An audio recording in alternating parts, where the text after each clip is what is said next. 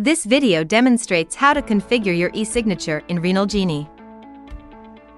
But before that, don't forget to like, subscribe and turn on the notification bell. Go to your profile, then click on View Profile. Click on the Add Signature. Use your cursor to draw your signature. Click Save to apply it.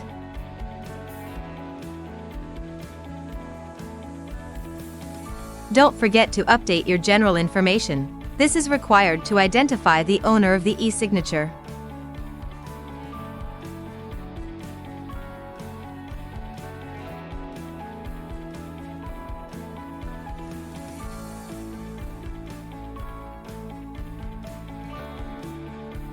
Once your e-signature and general information are added, they will appear in the referral letter.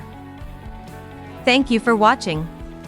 Subscribe to our YouTube channel to stay updated on the latest features and enhancements in RenalGenie.